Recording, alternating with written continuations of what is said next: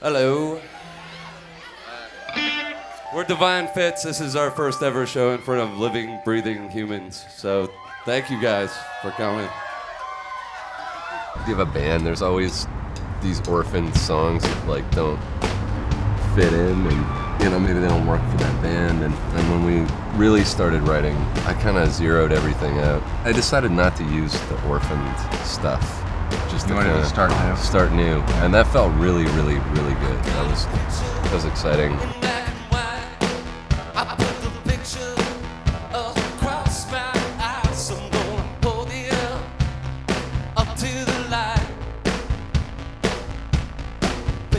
We met each other in 2007 Yeah.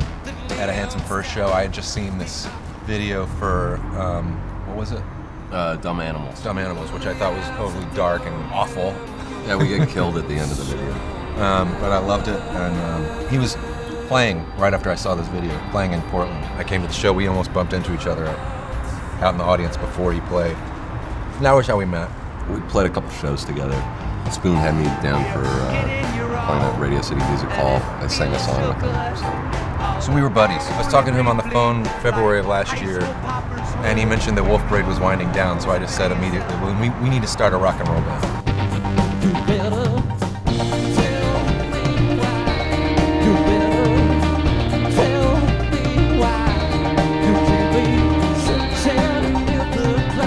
For me personally, the main way it's different is because there's another guy writing and singing half the songs, and that kind of frees me up to do things I don't normally do, like take something that's kind of almost all the way there and come up with backing vocals or suggest syllables or whatever, Yeah.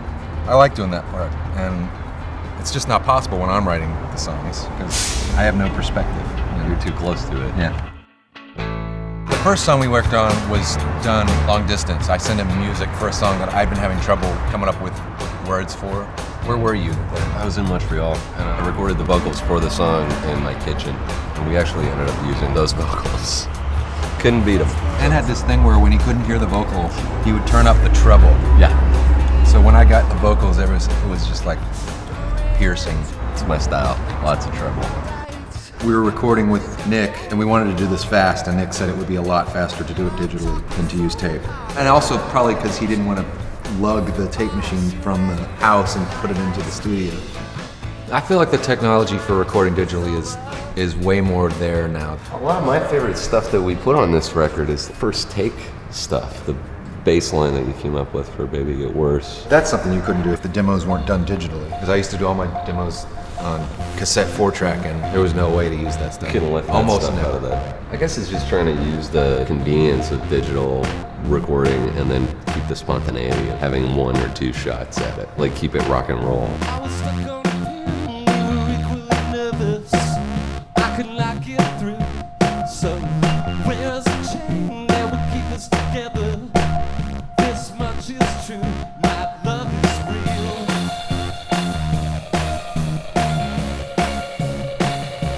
Until it stops. I've been in a band where there's songwriting duties split, and this is the first band I've ever been in where nobody really seemed to have an ego about editing. That was very refreshing.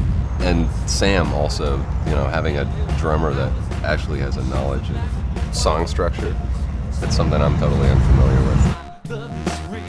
I don't know if you remember that the very first song we went over didn't go so well. And that was one of the ones we dropped.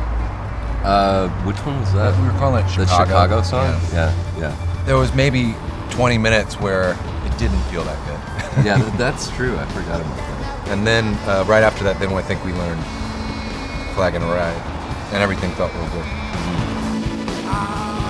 Britt and I were living at the same house for 4 months, and on and off before that, whenever I come visit, I'd stay with him. And standing up in this room upstairs with my keyboard and my drum machine, and like waking up in the morning and looking at a different landscape than, this snowy wasteland of Montreal in the wintertime. It was really inspiring.